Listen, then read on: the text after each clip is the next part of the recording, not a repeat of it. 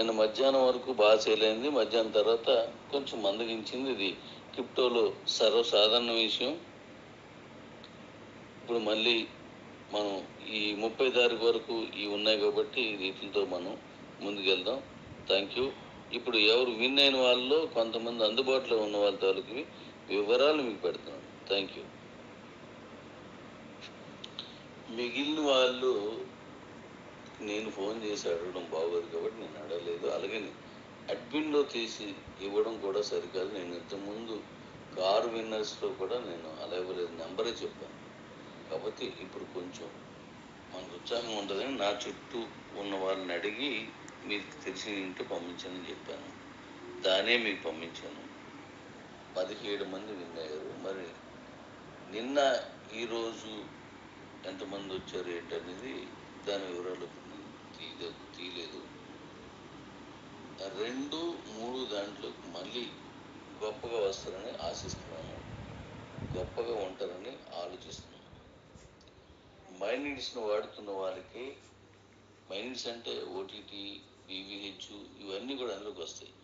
మైనిడ్స్ను వాడుతున్న వాళ్ళందరికీ ప్రత్యేకమైన బెనిఫిట్స్ ఇవ్వదలుచుకున్నాను. ఎంత ప్రత్యేకం అంటే మీరు ఆశ్చర్యపోతారు. మైనిడ్స్ వాడుతున్న వాళ్ళకి, వాడని వాళ్ళకి అనేది వాళ్ళ ఇష్టం, మనకు సంబంధం లేదు. మనం వాళ్ళని మనం ఫోర్స్ చేయాల్సిన అవసరం లేదు. ఈరోజు మనకి ఈ మైనిడ్స్ రిజిస్ట్రేషన్స్ అవుతున్నాయి.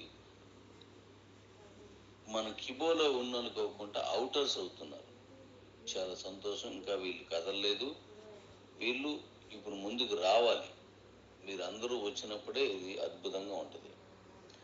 మన ప్రాజెక్టు గొప్పగా ఉంటుంది, కానీ మనం మందగిస్తే మనకే నష్టం వస్తుంది. ఖచ్చితంగా మైనిడ్స్లో వాడుతున్న వాళ్ళకి అద్భుతమైన అవకాశాలు కల్పించే ప్లాన్లో ఉన్నాను. సూపర్గా వెళ్తున్నాం. మళ్ళీ యథావిధిగా మన స్థానాన్ని మనం చేరుకుంటున్నాం. మీలో 2-3 స్థానాల్లో ఉన్న అదృష్టవంతులు ఎవరు మీరు నిర్ణయించుకొని ఆ మీటింగ్కి రండి. Thank you. అలాగే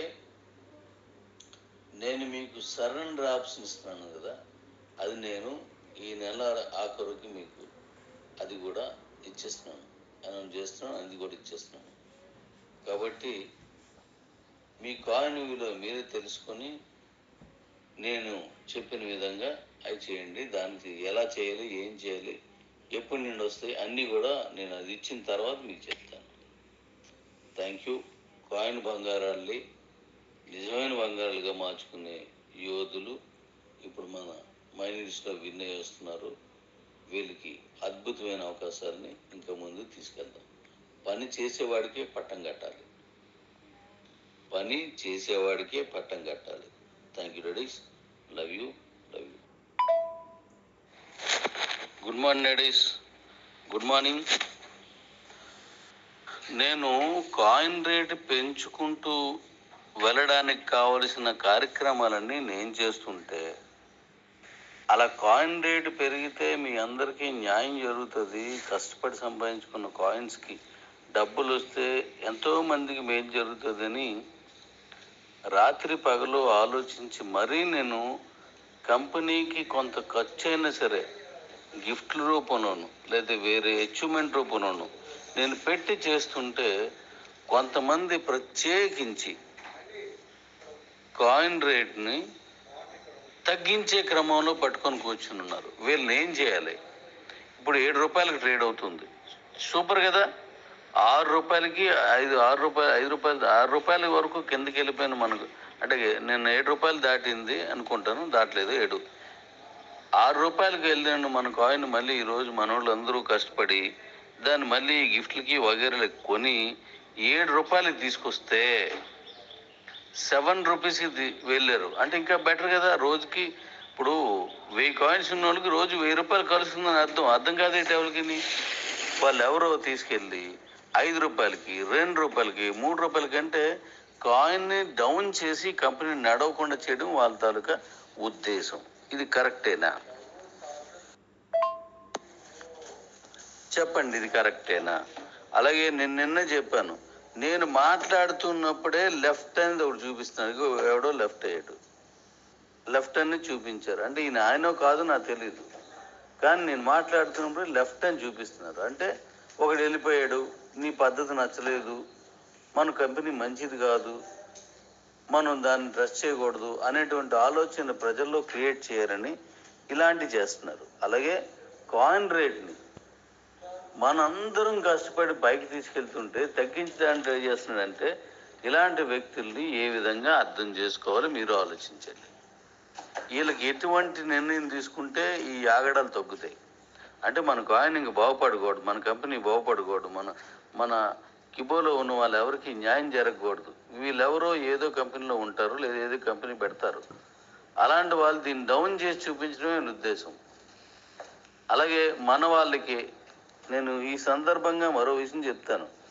మన వాళ్ళే చేయకండి, మీకు ఎందుకు, ఇంకా నమ్ముతున్నారా కంపెనీని, ఇంకా ఏముంది, ఇలాంటి మాటలన్నీ చెప్తున్నాను. మేము చేయలేదు, మీరు చేయకండి. ఆఖరికి నా చుట్టూ ఉన్న వాళ్ళు కూడా, అది మీరు కావచ్చు, నాతో మాట్లాడుతున్న వాళ్ళు కూడా, అందులో కొంతమంది ఈ విధమైనటువంటి పరిణామాలు తీసుకొస్తున్నారు. మీరు చేయకండి, ఆయన ఏది ముందు తీసుకురాడు. మరి ఏం చేస్తారు? ఈ చెప్పిన వాడు ఎవడున్నాడో వాడు ముందు తీసుకురాగలడా? వాడు ఏమైనా పీకాడా? ఇంతవరకును వాడి జీవితంలో ఏదైనా పీకాడా? నాకు తెలిసి వాళ్ళ జీవితంలోనూ కూడా ఇంకా సమస్యలను ఉండొచ్చు, వాళ్ళ కుటుంబాల్లో కూడా సమస్యలే ఉండొచ్చు. అర్థం చేసుకోండి, నేను ఆవేశపడుతున్నది కరెక్ట్ కాదు చూడండి. వాళ్ళ ఫ్యామిలీస్ కూడా సమస్యలు, వాళ్ళ పిల్లలకి, లేదంటే పెళ్ళకపోతే ఆ పెళ్లి కోసం నానా ఇబ్బంది పడుతూ ఉన్నవాడే. అంటే ఎవరు కంపెనీ గురించి చెడు చెప్పారు, వాళ్ళు నాకు తెలుసు. సమయం వచ్చినప్పుడు నేను చెప్తాను.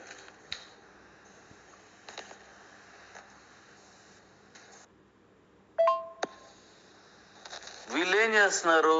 ప్రత్యేకించి నేను చేయలేదు, మీరు చేయకండి, ఆయన తీసుకురాడు, మేము చేయలేమా, లేదా అలా చేశారు, ఇది ఎలా చేశారు. పోనీ వీళ్ళేం చేశారు? వాళ్ళేం పీకరు, ఏం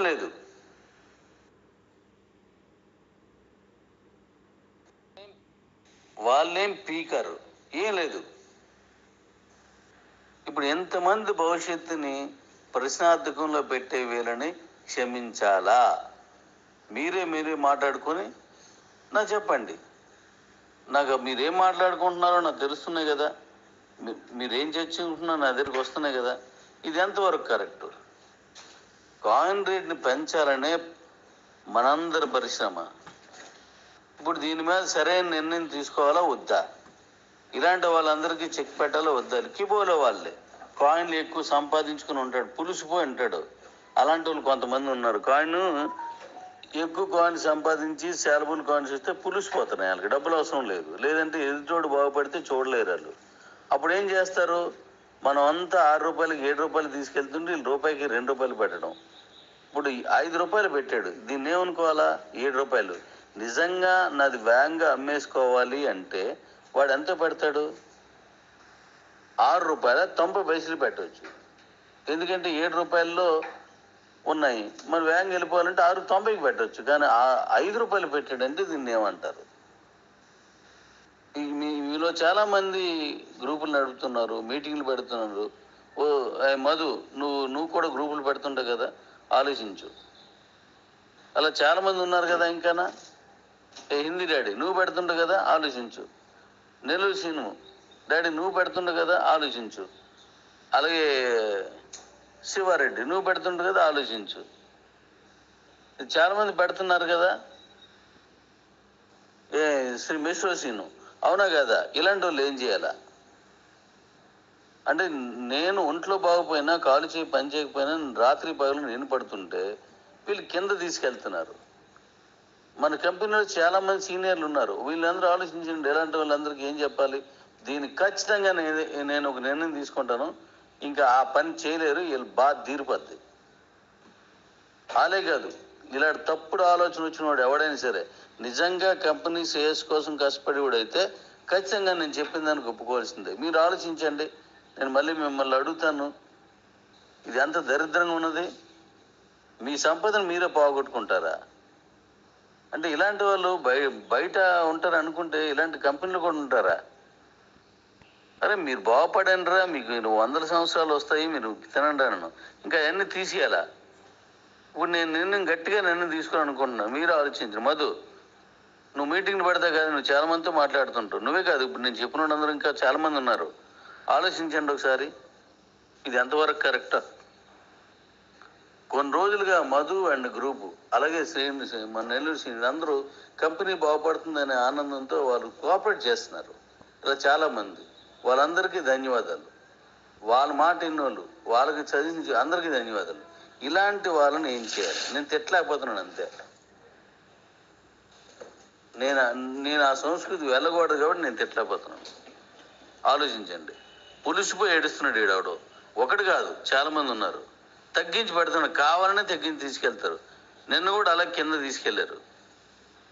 నిన్నంటే 10 తీసుకెళ్లారు, అవసరం ఉంది అమ్మేసుకోండి. 10 ఒక రోజు ఆగలేవా? ఆగితే అయిపోతున్నాయి కదా. నేను ఖచ్చితంగా దీని మీద యాక్షన్ తీసుకోబోతున్నాను. మీరు ఆలోచించి చెప్పండి. డాడీ గారికి నమస్కారం. డాడీ, ఎందుకంటే ఈ ఒక్కని డాడీ ఇలాంటి డాడీ గారు అలా తగ్గించి డాడీ గుడ్ మార్నింగ్.